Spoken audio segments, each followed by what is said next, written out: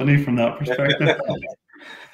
Okay, so guys, we're live, which is great, fantastic. Hello everyone, and welcome to today's IR35 reform from a recruiter's perspective. So for all our regular listeners, we've been running a series of webinars relating to IR35, but typically we've been looking at the larger enterprise companies, and we have neglected our friends and partners in the recruitment world and from the staffing world. So a huge welcome to everyone that's joined us today. We're going to be talking about IR35 reform from the recruiter's perspective. I'm really pleased to have some fantastic guests here on the show today. I have Tim Jacob from Squadrato, Nick Butcher from AMS, and David Bloxham from GCS. And we'll just move slides, Connor, into the wider introduction so we can tell everyone about who they are. So as I mentioned, guys, I'm joined by Tim Jacob today, who is the CEO of Squadrato. He's an old friend of mine from our days in the Rethink Group. He spent 13 years as Group Commercial Director at the Rethink Group, where they made over 8,000 placements per annum. Tim now works at Squadrato, which provides practical advice, senior and strategic counsel, action-led consulting to SME staffing businesses that need to develop from transactional recruitment agencies to providers of wider staffing services such as MSP, SOW, and RPO. I'm also incredibly pleased to be joined by David Bloxham, a great partner to CXC, a great bloke. David's been very kind to have me on a number of his shows over the last year. David is the CEO of GCS Recruitment Specialists, who are a UK headquartered technology recruiter, working with innovative and large global enterprises throughout Europe and USA. Despite his relative tender years, he has 25 years experience within the industry, and as well as working. I know, I tell you, you're looking great. No disrespect to the other boys too, but David's worked for such companies prior to GCS as Harvey Nice, AMS, and back in May 2017, David led a successful MBO of the GCS group, and they're now part of Engage Specialist Recruitment. So David is very active, spending time with his customers on the future of work, the future of recruitment. And I've been very proud to be on GCS's and David's Connect Leader series, where he's welcomed guests from Discover Financial, Sky Liberty Global, Salesforce, and CXC. David, welcome, and thanks very much for joining today. Last but in no ways least, I'm very pleased to welcome Nick Butcher from Alexanderman Solutions. For those that don't know Nick, he's a great guy. Alexanderman Solutions are a global partner of CXC. Nick has a wide and diverse background in professional staffing with specific experience of managed services and recruitment process outsourcing, operational, strategic governance, and third-party vendor management. His current and recent experience relates to global RPO, and in large-scale delivery of MSP contingent labour in UK and continental Europe. And I think it's fair to say, Nick, that you are the face of AMS's IR35 operational readiness program. So we're really excited to hear what you have to say today. So just before we move into the discussion points, just for our assembled guests today, if you could keep your mics on mute. There's a chat function that Connor Lavelle from our marketing team will be monitoring. He'll be addressing questions to us. We're also live, but we're also recording as well. So just to let everyone know that. So hopefully anyone tuning in is comfortable with that. So Connor, if you could move on to the elements that we'll be covering today, please. Okay, so main discussion points, folks, are how should organizations get ready for IR35? It seems bizarre even to be asking this question and discussing it so close to the start date of IR35, but it's a good question to ask because from speaking with the assembled guests here today and speakers, they're fielding a number of inquiries and queries even at this late stage from pretty significant and large global enterprises that have UK workers. The next thing that we're going to talk about is risk. And of course, that's something very close to our heart here at CXC. We help organizations manage risk as it pertains to independent contractors and outsourced employees. And then we're going to look at how can organizations reduce the cost of IR35. David and the rest of our speakers are going to be talking about what will be the impact on recruitment companies with IR35 going live. And, you know, I feel that this has been somewhat neglected in the popular discourse and on a lot of webinars and various commentary. So really keen to hear David's views, Tim's views, and of course, Nick's views on that. And then, of course, post April 6th, you know, IR35 isn't going away. We need to build, I suppose, organizational preparedness, readiness to ensure that organizations can manage this moving forward, because the contingent workforce is obviously a big part of organizations' external workforce, and organizations still need that flex and variable cost model to really deliver programs and deliver elements of their business. And the last topic, and of course the other ones we hope are of interest, but in a number of our webinars, folks, this has been the question that's really generated the most discussion, debate, in some cases argument, and it's really this: is statement of work a solution to mitigating IR35, or moving contractors that might be inside IR35 to an outside IR35 status? So without further ado, guys, I'm going to open up with Tim Jacob, who I mentioned is CEO and founder of Squadrato. Tim, in your view, and from what you're seeing in the marketplace, even at this late stage, how should organizations get ready for this 6th of April date, but also maybe some practical tips and advice on how they can manage this moving forward? Thank you, Connor. Well, I think and there's a lot of advice out here from HMRC in the UK on how organisations need to prepare, but it really falls into two areas. One is data. One is getting under the skin of every individual that's in your organisation that you don't pay on your payroll, no matter where they come from, be that an agency worker, supplied via an MSP, supplied by a consultancy, supplied under what you consider to be statement of work. The first thing to do is to get your arms round all of the workers who you are not paying directly off your payroll. And then hand in hand with that, it's really looking at getting the processes in place so that you can start to track where those individuals are and begin to build the processes that you'll need to and policies that you'll need to assess whether a worker is inside or outside of IR35. The key reform for end clients that the end clients need to take care over is that they will be responsible for making the assessment about whether the worker is inside or outside of IR35. So it's data and process, much like any other project. But I think organisations, although there's not long to go, HMRC published this week an update of their enforcement regime. It's important that end users understand that HMRC will be looking for organisations to have made substantial progress in the way that they handle IR35, are on the way to building robust processes and have record keeping about how they deal with non-permanent workers.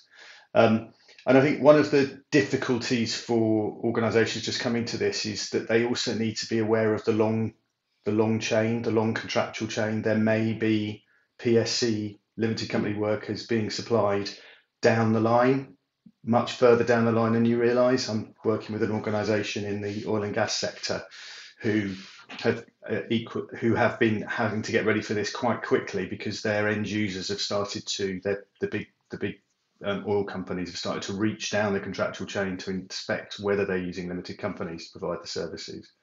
So those are the main things to do. Thanks, Tim. And Tim, some great tips. And Tim, obviously some organizations, even the big ones, have more maturity than others when it comes to managing, auditing, finding contingent workers. Mm-hmm.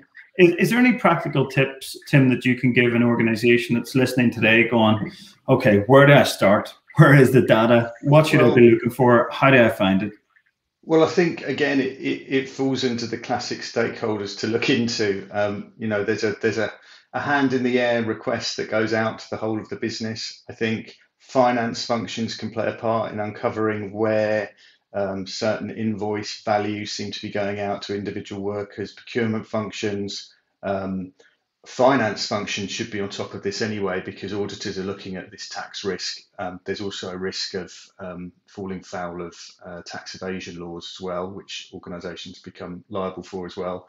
So looking at those sorts of transactional pieces of data is a way of going, going down this chain, unpicking, particularly looking and inspecting how projects are delivered.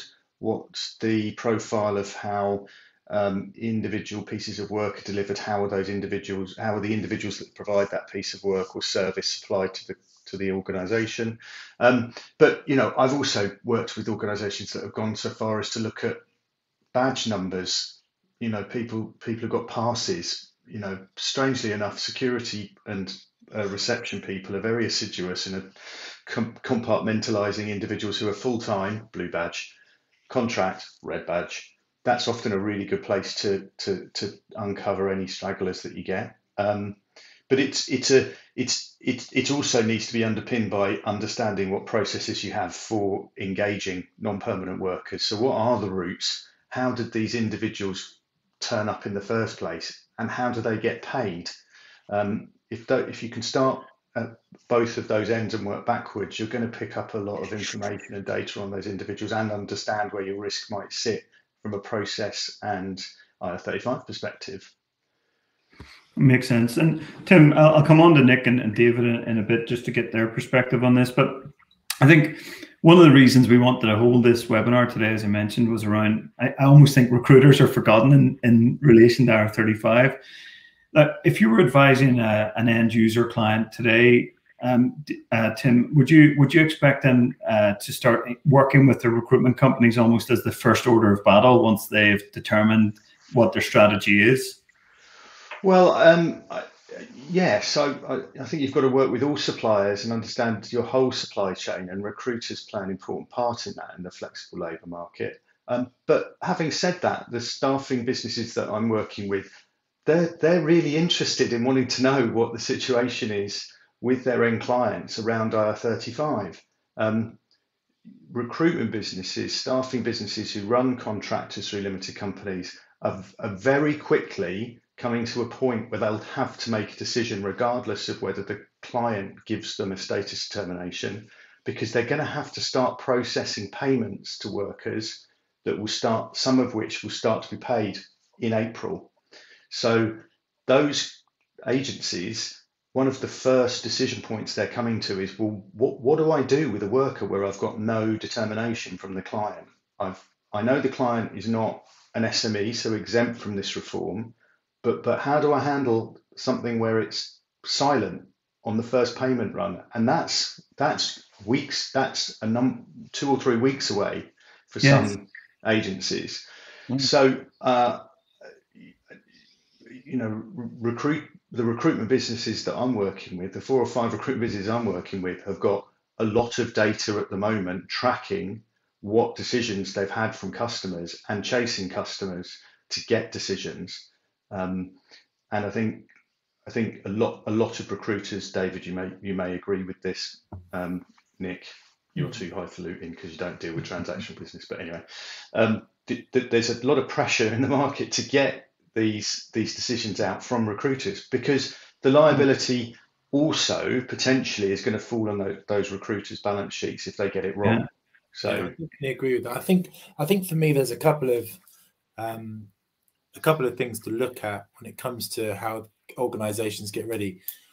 We work with AMS and we work with the major kind of corporates, and I think in some ways a lot of the big corporates did this last year when they knew it was coming, and even though it got extended, we've got most of AMS's clients made the decision, didn't they, Nick? Most of our big corporates made the decision. What I'm worried for at this moment in time is the SMEs. There's an exemption if you're a certain size, but then between 50 employees, probably up to 500 employees or whatever that links into turnover, there is, when we're speaking to our clients, there is a lot of lack of knowledge, as it were. And I think part of that is when you talk about getting ready for IR35, and it comes back to what you just said there, Tim, it's about doing those determinations. And I think when people read all of the advice about IR35, it basically just freaks them out, doesn't it? There's so much stuff about it. Basically, what we try to say to our clients is, like you said, do the audit of how many contractors you've got. And if you're a small to medium company, yes, you're going to be uncovering some, but it's going to be 10, 20, 25, right? Once you've identified them, then do the CES tool. It's quite simple. It takes you a couple of minutes, and then you know where you're at. And I think once you, and I guess you guys would agree, once you explain it in those kind of stark, kind of black and white terms, this is how you start, then people kind of get their head around it, and then they start to prepare. Because at the moment, it's just a huge body of evidence and argument and lack of clarity from the government, isn't it? Yeah, that's true. And Nick, very keen to hear your point of view, because you guys work with the biggest companies out there. You know, that's I'm feeling the so what test. So keen to hear your perspective. We do, yeah, and I would say before I start, I agree with everything that's been said already, and clearly there are different ways that you can come to this. And as you properly say, AMS is an outsourcer, and so we manage about 24,000 contractors and temps, and we've been consulting with our clients back since 2015-16, because of course we run public sector resourcing. So when all of it happened in 2017. We weren't there with all of it. We're there with thousands and thousands of workers that had to be dealt with there. And the key thing is that the majority of larger companies, as David says, are in shape for this, because they've had to. If we run outside the public sector resource 3,000 contractors, and we've got people with 80 or 90 contractors as well, where there's some kind of legacy. I know that's a lot if you're an agency, but it's a small number if you're an MSP. The majority of people have got their programs in place. There are a couple of things to say about that. So to come back to, David, what you said about them having their house in order as a consequence of having done it last year, substantially that's right.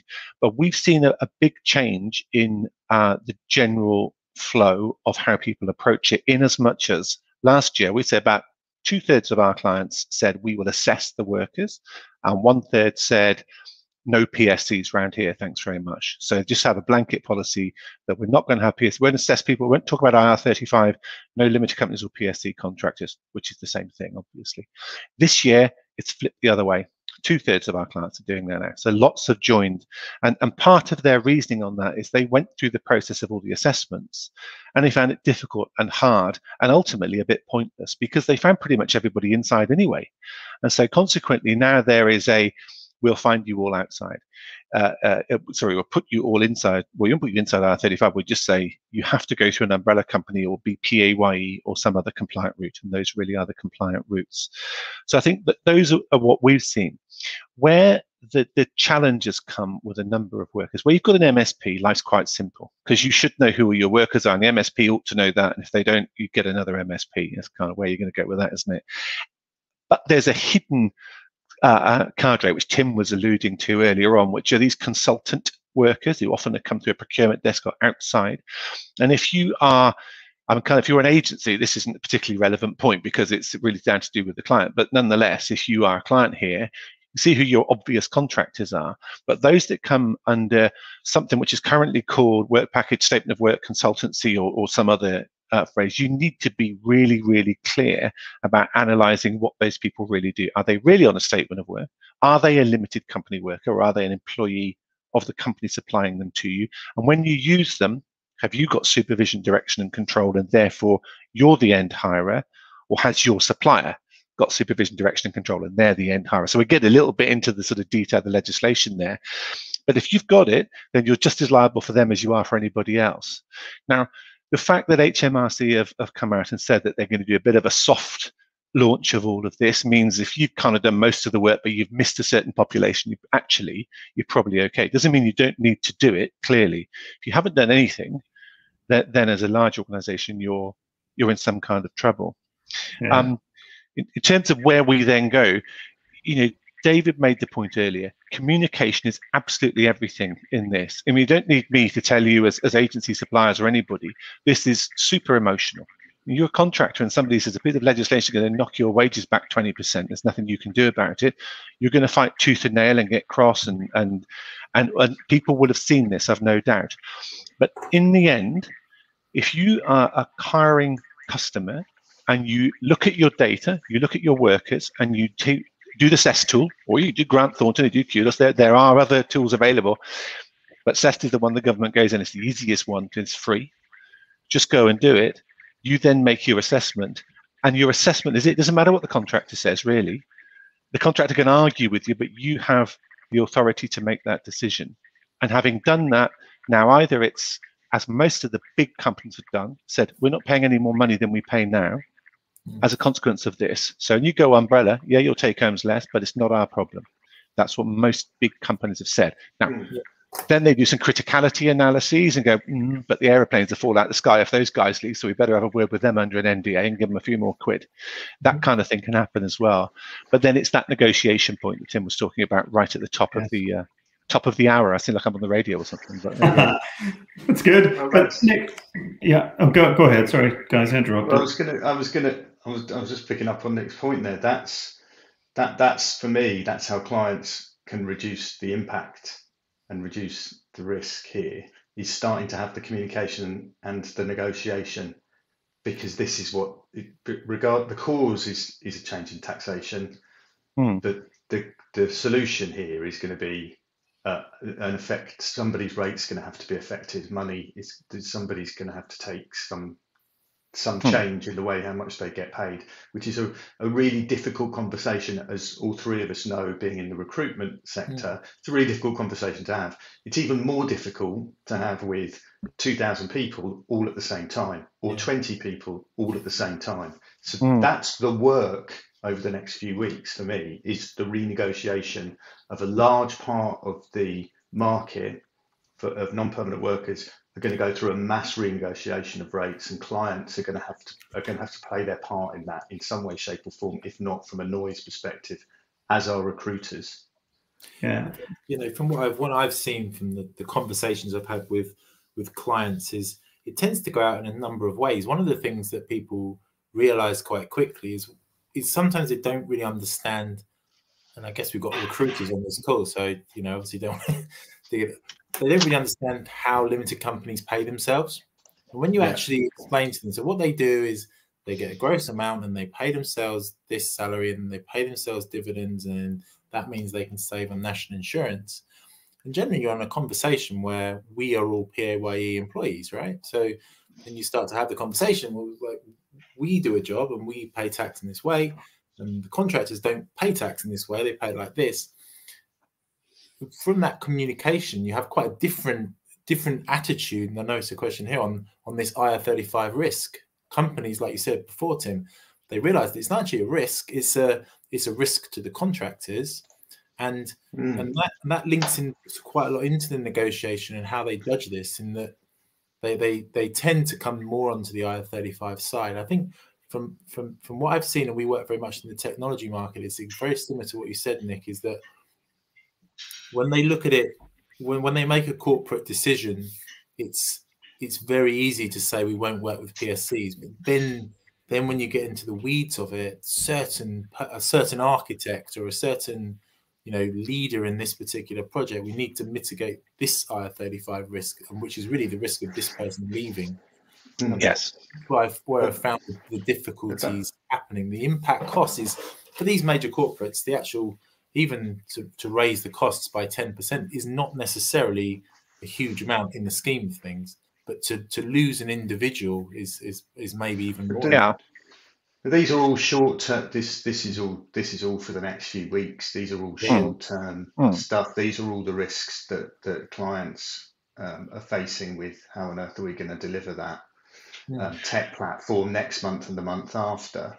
But I do think there's a couple of fundamental shifts in the process that IR35 has started in the market for non-permanent workers, and that's, for the first time, many clients, other than AMS clients, because they know how many contractors they've got, because they've got a brilliant MSP, actually being aware for the first time how many non-permanent workers they've got, how much they're paid, how they're paid, and that potentially could lead on to more longer term thinking of why have we got them in the first place, the cost, this next few weeks and the noise associated with implementing IR35, the negotiations that are happening around pay rates, the unsettling nature of this will potentially lead to some different longer term changes to the way that the non-permanent workforce is managed by those clients. Tim, I agree with you. I think there's a fundamental change that needs to be recognized in terms of how organizations actually acquire, procure, manage their talent, right? And this is a great starting point, 7th of April, to provoke and promote that discussion and debate. But if I may, guys, I was just hoping to go back to the risk piece, because, and Nick, I might come to you on this question. So as I see it, if an organization, and this is of course only my opinion, but an organization makes a blanket decision to say, right, no PSCs, my concern would be, is there a failure of reasonable care there, or is there a view that this is actually a policy decision and therefore it's grand or okay, as we would say in Ireland? It's grand or okay is the answer to that one. So to expand on that, so if you say we won't have PSCs in this organization, ostensibly it's nothing to do with IR35 at all. So your whole element of reasonable care is just not relevant. So a company is saying, we've made the decision, this is the way we'll procure non-permanent labor, and we will only do it if it's individuals, if it comes via these routes. Where we won't do it, there's more of an exclusion, is if it comes through somebody working in a personal service company. That's it. It's not the same thing as we used to sort of see 2-3 years ago when we did in the private sector, and thinking about this change that came up to say we'll do a blanket inside assessment. Now the outcome is the same, but the principle is different, and therefore you reduce any risk from that point of view as an organization. Clearly, the risk to a big to any organization is you get caught out for not doing your work properly, and you're going to get fined and all the rest of it. And of course, if we're an SME and you've tried your best and got it wrong, you're probably not going to get hit too hard straight away. Well, then the longer term you will, hence the soft landing and that. If you're an investment bank, everybody hates, or if you're a big outsourced company or something like that, as in the press every day for getting millions of pounds for doing nothing. That's not what really happened, but that's what it says. Then you're right in the firing line. If you're HMRC, who are you going to go after? It's going to be a bank. It's going to be Morgan Stanley, or it's going to be somebody like that. Other investment banks are available, incidentally. So their first risk is that they're not compliant with the legislation. They get made an example of. So that's critical. The next risk is that they lose critical staff. So that's why criticality analyses are done. And where you've got David's kind of specific architect or person of that nature that you're talking about, if you said no PSCs, then you've got a choice, haven't you? You can either say, the person says, well, I want to run my limited company. You can say, well, all right, we'll make an exception for you, probably under an NDA or something like that. But they're much less likely to do that, more likely to go, how much do you want then? Because in the end, the person is probably a little less wedded to their limited company than they are to their take-home pay. Let's just face it, a contractor, everybody's an agent there. We know, broadly speaking, that's it. So there are some people who want to be a director of their own limited company. That's important to them, and that's fair enough. But most people go, you're chopping my wages by 20%, give me another 20% of money, and I'll be an umbrella then. It doesn't really make that much difference. So that's what we see in most cases. And as I said, that tends to be done under some kind of NDA, and who knows if you can get that right. David, as you said, who knows how hard any particular individual is squeezing the lemon of tax efficiency of their particular limited company. People do it differently, but you're going to get less under an umbrella, or certainly under PAYE. Well, Nick, I just want to bring, I think Tim has a point to make. Well, go ahead. Wanted to talk about the reasonable care argument that I heard on previous CXC. CXC. I think, for me, there's a fundamental misunderstanding here that the reasonable care phrase is being looked at through two different lenses. From a lens of a contractor, the client didn't take reasonable care because they've made a policy or blanket decision. It's not the intention. HMRC want the client to take reasonable care over how they fill out and make the assessment of whether somebody's inside or outside. They'll look at reasonable care for outside, not for inside. And I know it's one of a number of horrible realities for contract workers. The change that the limited company contractors have got to adjust to, not only a rate change, but it's out of their hands now. It is not up to them anymore, which is hard, but it's just the way it is. Yeah, I think that loss of autonomy that you mentioned, Tim, is a huge one. Their destiny is no longer in their hands. But I think there's another risk, gents, I wouldn't mind focusing on if I may, and it relates to the umbrella company piece. So rightly or wrongly, the umbrella sector in the UK has got a bit of a bashing, so to speak. So are organisations not compounding their potential risk by essentially saying, well, you know what, we've made a blanket policy decision that PSCs no longer work here, and any worker that comes in here will either be full-time employee with us, PAYE through an outsourced professional employment organisation, or an umbrella company. And by pushing them into the umbrella company world, is there not a risk there that they're actually doubling down on their tax chain liability risk by working with dodgy umbrella companies? And through the chain liability, that's going to come back to bite those companies on the behind. Okay, yeah. I'm glad I found the appropriate word there. Just to kind of push in on that, we've within our group, we work very much within the public sector, and obviously we've seen a lot of these changes within IR35 with our large corporate clients, and this is something that we have had to take a very strong stance on, in that, as if we're recruitment people watching, contractors will go and find an umbrella company that they will say, this is the umbrella company I want to work with. This could be, when you talk about risk and you talk about impact costs, this could be a real danger for a recruitment business if you let people choose the umbrella company that they will use. There are a number of blatantly unscrupulous, obviously not CXC in any way, Connor, but number of unscrupulous umbrella companies that do not follow the rules. And there are a number that push the rules to a level that we as at GCS would not be happy with. And I think it's really, really important to work with reputable suppliers. Make sure that you say to the contractors, these are the companies that you can use. Generally, what you can do is get a much better deal. So if you say to 3 umbrella companies or 4 umbrella companies, we're going to work with you, we're going to put contracts in front of you, they'll be able to give those contract tours a much better deal in terms of weekly payments.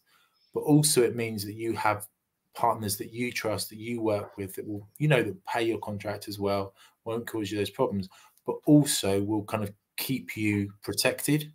And I not within our own business, but I know I've spoken to kind of colleagues and people within the industry that have been really caught out on that. And if you've got a duty of care, like I said, reasonable care to your client as well, this is the whole supply chain thing, isn't it? You need to know who the umbrella companies are that you're working with to make sure that the whole supply chain is secure. Yeah, agreed. It's a really, really good point. And I would thoroughly recommend you listen to David's advice on that, anybody from an agency point of view here. Well, yeah, and I think from my time with sitting on the board of the REC in the last couple of years, the government has put the umbrella industry on notice of regulation under the Employment Standards Inspectorate, and also the implementation of key information documents for employment businesses, where there is now a statutory obligation for employment businesses to send out details of the payment options available to a worker, which clearly states how tax is deducted at source, who the employer of record is, etc. There's been some horrible stories around loan charges, etc., in the public sector, which is just heartbreaking. But if it sounds too good to be true, it is too good to be true. And HMRC, from my interactions with them last year at the end of 2019, are all over this. They know that there's going to be some unusual solutions put up, and they will be all over those. And they came down hard on loan charges. They came down hard on some of the more exotic things that were in the industry. Forgive me, Jimmy Carr, but the Jimmy Carr example. K1. That was. I don't think Jimmy Carr's coming on, is he? So we'll be all right. But that was that. The revenue's on absolute hot on notice on that. So yes. dealing with an umbrella company that's a member of an association that's been properly vetted and audited. There are many out there that do a great job, and it shouldn't be difficult for a worker. No, to be I mean we. Sorry, Tim, I didn't mean to cut you off there, I'm sorry. But at AMS, what we do is we restrict it to the FCSA. And I'm going to struggle to say what that stands for. But anyway, there is an accreditation body. Tim will tell me what it stands for. But the FCSA accredited umbrellas who sign up to a standard charter and are centrally organized. So, and there are loads. There are 30 odd of them. So I think if you're a smaller agency, then it makes great sense, as David says, to say, well, we'll deal with. You've got to give a contractor a choice. We'll say, well, you can choose one of these 3, 4, or 5, or whatever it might be. That's enough for a person. We have more contractors, so we give a bigger choice, but that's fine. But equally, yeah, the one that somebody comes to you and says, I've got this wonderful company in the Cayman Islands, just don't. And that risk is then mitigated. Yeah, great advice there, guys. And David, just I'm interested in within GCS then, where you've got this pool of pre-approved umbrella providers in the UK. Do you almost flow down indemnification to them through some form of agreement whereby they'll actually indemnify you going back up the supply chain, or is it a case of you vetted them, they're a member of the FCSA as Nick referenced, and that's good enough? Well, so we have contractual agreements with them over a 12-month period, in which they've agreed to give certain kind of reductions on the rates.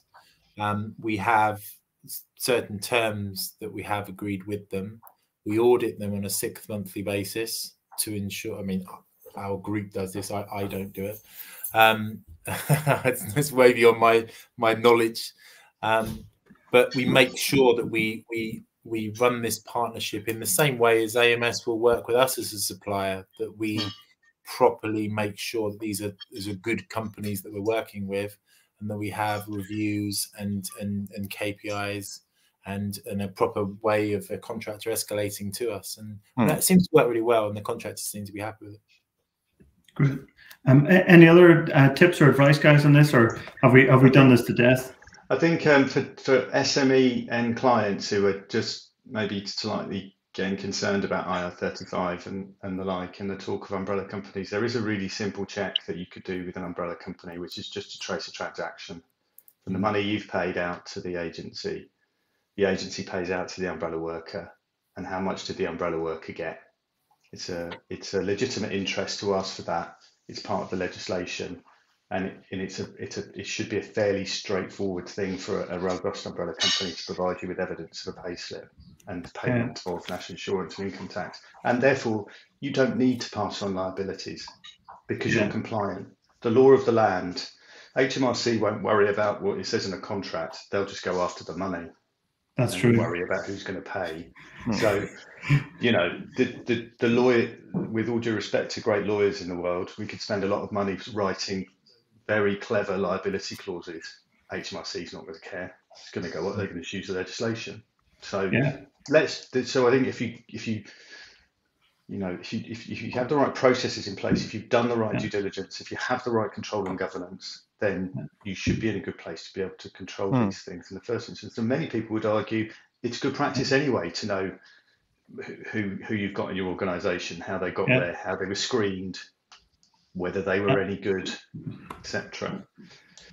Agreed. And Tim, on that point, if you were to go back in a 1985 DeLorean to your Rethink days as group commercial director, I'd have Nick Butcher next to me in the DeLorean. Exactly. But would you have applied a level of governance to umbrella companies in your Rethink group days? Would you have slowed down indemnifications or liabilities, or is the checks that you just referenced there, would they have been good enough? It's exactly what David talked about. I think from memory, we started to have to take quite a lot of interest in this with the earlier pieces of legislation, not just in the public sector, but some technical changes around how umbrellas operated, that we started to have a PSL and an approved list that we had checked. And there was friction in terms of, understandably, contractors wanting to use different umbrella solutions and having to be quite firm to push back on that. But frankly, David's expressed exactly how I would expect most recruitment companies are working. And as I say, recruitment agencies, employment businesses in the UK are regulated. They're a regulated business. There's been more regulation since April last year about those key information documents. many recruitment companies, particularly if they're a member of a professional trade body like the REC or APSCO, will be all over making sure that these things are kept in play.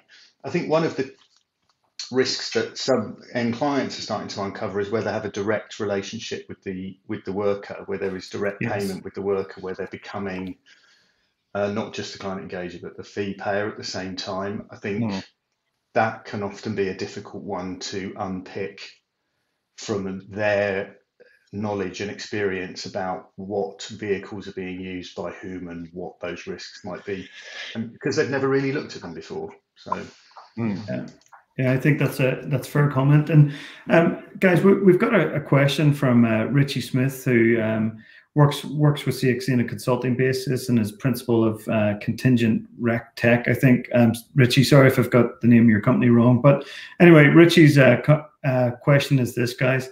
Isn't it the case, though, that employers are completing CEST based on their current work practices, but with some simple changes to contracts and procedures, they could legitimately move rules from inside to outside IR35? I've got my view on that, but I guess I don't want to, this show's about you guys and your expertise, not my opinion. So who wants to take that? I mean, I'm doing a lot of CEST tools at the moment. I'll let the other guys answer, but I think this is what I'm saying to my clients: you have to be truthful in the way that you're working, and if you're not, this could cause us all issues down the line. Yes, you can answer the questions in certain ways. For instance, you can answer the right of substitution question on the CEST tool in a certain way, and it probably will put you outside. But what you've then agreed is that you have unfettered, like the guy can put anyone on site, which you probably won't agree with. And I think it's we are being quite strict and tough with our clients to say, please answer it truthfully. Now, it does link into deliverables, which I'm sure Tim can talk about more. Like, you can change the working practices in order to follow certain things. But at this late stage, I wouldn't start changing everything, because I think you'll all cause yourself issues. Yeah, I'd agree with that. And I would say, Richie, it's a good question. And I think there's with some simple changes to contracts and procedures. If you don't change the procedures, changing the contract doesn't make any difference other than prove that you've tried to game the system if you ever get audited. So it's not really what the contract says, is what's actually happening in practice. Now, I appreciate, that might be a bit difficult to prove, but that's the way that the legislation is drafted. And in most cases, it wouldn't be a simple change to procedures. I mean, it might be if you've got a really cuspy one, there's are they, aren't they, and there's nothing much in there. But in the broad sense, if you've got supervision, direction, and control, the work could be done by a permanent member of staff, and probably is as well in the same team, and all those kind of things. In order to change that, to get the person outside IR35, will be a significant change in terms of the way that you engage with them. So that would be my answer, as succinctly as I can. I think I agree. Tim? I think I'd agree with everything that's just been said, but I think there's an important point here. When you're using CEST to answer the questions, you should also have open the employment status manual that goes with it, and put in what that question actually means in the manual. So HMRC give a detailed response about what they perceive to be the answer. Yes, they can send a substitute, and what that actually means. Now, if somebody is coming out from that, if you have answered those questions truthfully with reference to the detail in the employment status manual, and that is a policy, I would say, would you accept a substitute for a contract worker? That's a policy that you would apply to every contract worker in the main. So there's significant changes in working, not changes in a contract clause here and there, because it doesn't ask about the contract. It asks, have you ever accepted a substitute? If the person, it doesn't say, it does, there is one question I think it says about contract, but it is about a fundamentally different way of working. And if they are working now in a way that's inside IR35, I'm not sure how whether HMRC would look at that and go, oh, they changed the way they were working on the 7th of April fundamentally.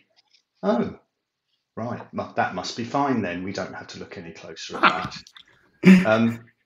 you either change the way you work with non-permanent workers fundamentally, or you accept the fact that the rules have changed, the world has changed, and you get on to the conversation of, let's talk about money, shall we? Let's not sort of spend our time filling out CES tools and all the rest of it. Let's get to the nub of this problem, which is, we want you to do the work in May and June. We've got this extra tax to pay. Let's talk about that. Let's talk about the actual problem, which is not IR35. It's how much are you going to get paid? What can we negotiate to keep you here? And that then falls into how critical you are, how much we want to work with you, etc., etc. The market there's a fundamental shift in the market dynamic. COVID is overlaying this as well, in terms of how workers are reacting to this as well, and negotiations are happening. And that's a here and now market fluctuation. So rather than worrying about, can we change whether they use the red door or the blue door, or whether they, I've heard this thing of like, well, if they bring their own PC, they can be outside of IR35. That's not what the question says. Yeah, exactly. It's not what the employment status manual says about equipment. You're ignoring, you're not answering that question truthfully. When it means equipment, it means heavy duty equipment to do the role. So rather than getting in, we're going to have a lot of conversations about this contractor, but the actual conversation we need to get to is, do you want to stay? Yes, I do. What are we going to have to do to try and get you to stay? How much are we prepared to pay, and how much are you prepared to take? What's the give and take here to get? Let's just talk about that, rather than whether a tool says this, that, or the other. Yeah, I think I would summarize that as the conversation should be, how much do you want? How much do you want to make this happen? And the other thing is, if we take even the CES tool aside, the fundamental change management that Nick referenced, it's not going to happen on a large scale and size. But also, if you look at the individual PSC that's providing him or her services, do they have 10 other clients? The answer is probably no. Do they have insurance up the wazoo in the millions of pounds? No. Are they taking really a financial risk here? No.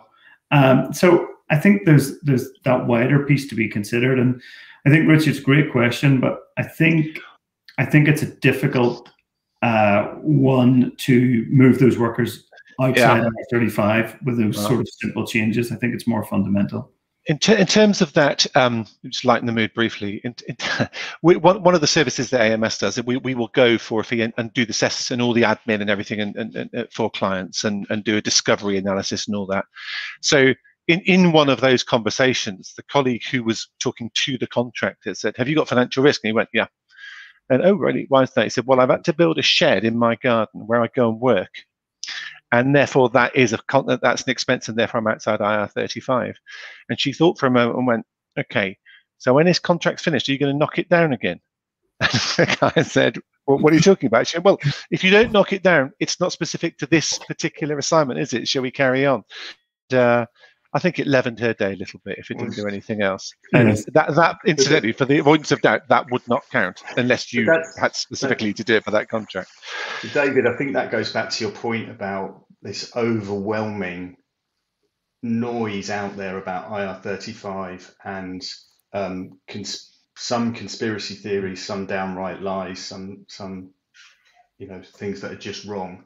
Go back to the source. Go read the employment status manual. It's searchable.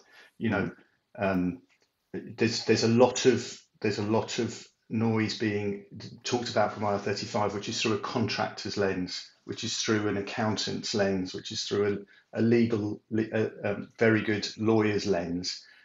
End clients are about to be on the hook for the liability of. And even with the soft landing that HMRC is talking about, they're talking about the fact that they won't charge penalties, but they will still go after any unpaid national insurance and income tax if they think avoidance has happened. Answering the CES tool on purpose incorrectly is tax avoidance. Yeah. And as a and there are increasing pieces of legislation that affect company directors about that. So the question around whether you can change working practice should start with, do we want to use flexible labour in a different way to achieve a different thing. Yeah. It's got nothing to do with tax avoidance. I mean, it's this last thing around statement of work. Is it a solution? Like I've said to you before, is it a solution to what? Yeah. So it's not a solution to IR35 because IR35 still applies in the statement of work outcome solution. It's there in the background anyway. Yeah. It's a solution to a business challenge. Well, let's get into that. Sorry, go ahead, David. I was going to say, let's get into that. Is that if you're having this conversation with your client 3 to 4 weeks out, it's too late. Like, I wouldn't try and start changing your work practices, contracts, and procedures with 3 weeks to go. You're better off making a strong decision now. This is how it is, doing the state's determination. We won't work PSCs. And you can change working practices down the line, can't you? You know, but now is not the time to start fiddling about with this sort of thing. Yeah, great. Agreed. And guys, just moving on. I know we've mentioned this, the two other discussion points, but just in the interest of time, and this has been quite a contentious topic on previous CXC webinars. But really, the question we're posing here is statement of work a solution for moving workers outside of IR35? So I know even when we did our prep run yesterday, it probably took up the most time in a good way, of course. But who would like to take the floor with that first? I'm happy to have a word if you like. Yes, thanks, Nick. But I can see Tim biting his own lips off with enthusiasm to talk about this. But at one level, if you wanted to say that we want to engage non-permanent workers, currently contractors, and we don't want to have them inside IR35, then putting them on a statement of work, in principle, would work. But don't stop listening to me when I say that, because the change you would have to make is profound in order to do that, because you would have to engage them on a genuine deliverables paid statement of work, like you would if you put McKinsey on or somebody like that to do some work for you. And the ability to do that would bring with it all sorts of other issues, not least of which would be, if I'm a contractor and I'm on 500 a day, and the end client says, well, actually, rather than just pay you time and materials, now it's a deliverables-based work package, even just for you and your limited company, Nick, NB Consulting or something, never mind the complexity of you being in a team which is paid on deliverables. So just for me. And the corollary of that is that if I don't deliver, I'm not getting paid. Then unless I'm a complete idiot, I will factor that and price that in to what I'm coming to you. So it won't be 500 a day effectively for my time anymore. It'll be more than that. Of course it will. Who wouldn't do that? So whilst it could get workers outside IR35, at what cost and what's the point? The other thing is that the working practices you have to change from having a contractor you kind of treat like anybody else in your team, a permie, however clever and technical they might be, to running them in a genuine hands-off, they're a consultant with deliverables kind of way, is massive. And it's just not, I think, for that purpose, it's just not worth the effort. You might just as well pay them another 20% and put them through an umbrella company and achieve the same goal. So that's my kind of bread and butter kind of response to it. The others may have some more complexity. Thank you, Nick. I think well, yeah, I think, you know, and people can search Squadrato's timeline on this, because it is a solution that I have seen work, but it's not a panacea, as Nick said. For me, it's identifying where it would work best for the client, where the client has a discrete need that could be better, actually might be better delivered to on an outcomes basis, might be better delivered to as an outcome, but it doesn't apply generically. Now, I'm quite prepared to say now, if this is played back in 3 years' time and there's a massive, you know, change to the way that the contingency labour market has changed in the knowledge-based industry, so everybody's, you know, working in a outcomes way. I could be wrong, but it can work. But it, as Nick said, it is quite complicated to make it work, and it needs to be set up from the starting point of what do we want to achieve, and is this actually a better way of achieving it than using fixed-term contractors, FTCs, umbrella workers on a fixed-term basis? Yeah. Because there's the hassle factor that goes with it. However, having said that, I have seen it work. I have seen it work and built solutions where it is part of it. And in some sectors, it works really well. Oh, sorry, Tim. I was just going to support you with that by saying where I said earlier there are these kind of hidden populations in MSP deployments where they're consultants and they're not contractors. Because we've then sort of helped people look at those workers who are on SOW, most of them aren't. They're on something called an SOW, but it's not really. It's just time and materials by just a slightly different name. And if you assess it and assess, they are caught within IR35 just like the contractors are. So David, to your point, if you wanted to do this, you could not do it in the next 2 or 3. Well, you might with one worker if you put all your resources on it, but it is not a solution to move to now if you haven't done it already. Longer term, as Tim said, the future is notoriously difficult to predict and all that kind of stuff. But I think there's a place for it, but it's not as a replacement for T&M contractors in order to get out of paying tax on IR35. It just isn't. And we could all be wrong, but that's my firm view. There's a couple of types of roles that we've worked with. So two types of roles that we've always done as statement of work, not for IR35 purposes. It works quite well. We're in the tech market. One is a technical writer. Okay, so a technical writer works quite well in a statement of work because could you please write this manual for me, deliver it. When we say it's fine, we're going to pay you, right? Easy. Another one that works really well is someone developing a mobile app. We want you to develop a fully tested, fully working mobile app that goes up on the, let's say it's iOS, goes up on the App Store. Brilliant. You've done that. We pay you however much. Those very specific projects, which can be easily translated to a specific timeline deliverable, they work really well.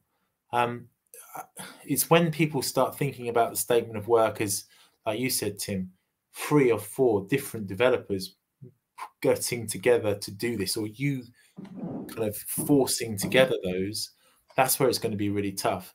I do believe in the future that there will be, we will be working with partners where it's like, these are 5 guys that work together to develop a piece of software that we can supply to you, or we've worked with before and we know they work well together and they're kind of all employees of their own business. I don't exactly know how that will work out, but that would be something I can see. But I think at the moment, the statement of work works very well for small, specific pieces of work that you can kind of set up. And we've always done it like that. I think once you get bigger and bigger, like you said, Tim, the complexity just rises, doesn't it? And whether a kind of a medium-sized recruitment agency is set up to deal with that complexity and risk, I don't know. Well, and I think also the operation of it means that the recruitment companies need to have a service wrapper which involves governance, compliance, project tracking, all of those things which are not the first skills for staffing business. And going back to what Nick said, of course, the technical writer example, they're going to charge more if they think it's going to take longer, or there's a risk that they don't get paid. If it's not time sensitive and there's no risk in it, it's going to cost more than a T&M contractor, even with a bit of extra tax. That's true. But guys, just to pose a question, I'm conscious we've got about 2 minutes left, and if you could just indulge me, but if you're a recruitment company CEO tuning in today, or a recruitment company commercial director, or you're thinking of ways to protect your business that's heavily reliant on contract labor or selling contractors, and you're thinking about setting up a statement of work division, the opinion of Declan Bradley, who's a lawyer who spoke on one of our previous webinars, was, and I'm going to paraphrase him, and it's only his opinion, was that, well, a recruitment company's articles of association are about, placement, employment, business, whatnot. So how, therefore, can they be a statement of work consulting provider, right? So essentially what he was saying was, again, I'm paraphrasing him, you'd almost need to have like a separate legal entity in order to provide that service. Would that be a fair assessment? Separate legal entity, different liability insurance. It's a completely different set of liabilities. So that's the other challenge that recruitment owners are coming up against that I'm talking to, is they suddenly realise that they could be on the hook for additional liabilities over and above being a recruitment agency. It's a different business. It's a different business model. Yes. But you're sometimes speaking to different people within the client. Like you were speaking to the talent and the HR people. Now you're speaking to the procurement people. It's a completely different buyer. Yep. It's a different sales cycle. It's a different operational cycle. It's not an easy pivot to go through from scratch. You know, if you know, the staffing businesses today worried about IR35, there's two things they can do: sell more perm, or get on with the negotiation. Get on with the negotiation and protect your margin. Get your consultants to have the negotiation, because the pay and bill rate is changing because of tax. The margin bit is still there. So let's talk about that. Yeah. You know, that's well. Hello, Tim. Is that statement really compatible with, you know, perm for show, contracts for dough, or are we looking at a fundamental rebalancing of what recruitment agencies in the UK do? Well, contract revenue is worth more because it's annuity revenue. It has a higher equity value because of annuity revenue. There are other recruitment services that recruiters can pivot to that provide annuity revenue and provide that equity value. Please have a look at the website and I'll tell you more about it. I've been so restrained about talking about the things that we can do, Tim, but my advice is to ring up Tim. No, the multi-billion-pound AMS. Okay, guys, recruitment CEO itself, I think the one thing I would say is that you know, it's great to kind of really hear from some people that kind of really know what they're talking about. But when we've looked at statement of work, we've sold it as a solution, we've told people that we can do it. But when it kind of comes down to it, the client has said that you found me these people, we can take them on like this. Why would I bother doing all this sort of stuff when you've already got me the candidate? So it just ends up, you know, you can put a lot of work and effort into doing it, but generally the client will think, well, the candidates are here, I can take them on. Why am I going to do all this complicated stuff at the other end? And you probably usually agree and then just supply them in the normal way. Yeah, I've had the same experience, David. It's exactly the same thing. And, so you know, we, of course, have got a statement of work program you'd expect that AMS would do, and we do supply it. But quite a lot of the time we end up there, where people, they don't really know what they want until you explain it in detail. You go, crikey, that's a bit complicated, isn't it? Yeah. And we go, well, yeah, it is that, but that's what it is, though. So let's talk about the money then. How much is it going to cost us to hire these people in this way? Let's just get into that conversation. I think that sort of in terms of sort of advice now for anybody, particularly who's running or managing an agency or part of an agency who still is getting sort of difficulty with this, you must go to your client and ask them for clarity about what their position is, because as the end hirer, in the end, they have to make that determination whether they've either gone through an assessment and come up with a conclusion, or they've taken a decision to go no PSC, because you can't really do anything until they tell you, and your contractor is in limbo and getting stressed, and you've got the problem they might leave because other places do know what they're talking about. And it's really, really important that you get that far in order that you can then say to the contractor, here is your decision point. They're not going to give you any more money. They're not going to give me, the agency, any more money. And now you have to be an umbrella company. What's your decision? And really, you need to know if that person's going to stay or if they're going to go, and if they're going to stay, what negotiation you have to make with them. And you have to be crystal clear with your customer that that's it, but it's on them to start. There are all sorts of horror stories out there, you know. So I'm sure they're at the more or less at the end, but we had this issue where the legislation looked a little bit poorly drafted 2-3 weeks ago from HMRC, and it made it look as though the umbrella was the end hire, which kind of meant the agency had to deduct the tax before it gave money to the umbrella. That's not the case. Just in case anybody has that one, all right, that was the drafting error. It was just a misinterpretation. HMRC are crystal clear that that's not the case. That hasn't stopped at least one massive organization I know about with a small agency who's a mate of mine saying, no umbrellas allowed. You've got to put these contractors on payroll with you and not other third party. And that's kind of a massive company that everybody's bought stuff off online, right? And it's, any company can make any policy they want, and that's up to them. But in the context of response to that legislation, they're wrong. But they can still do it. So if anybody, you know, wants any help or advice with this, I'm sure definitely you can talk to Tim. He'll be happy to talk to you. If anybody wants to drop me a line, I'll tell you what I know about it, as long as it's shortish. Fair play. Well, Nick, thank you very much. That was a really nice way to close. Tim, thank you also very much. And of course, David, thank you very much. Guys, really appreciate you sharing all your time today, guys, and your expertise and intelligence. And it was a pleasure listening to you all. I think anyone listening would have learnt a lot today. So thanks ever so much, guys, and have a great weekend, everyone, and everyone listening. Thank you. Thank you. Thank you, guys.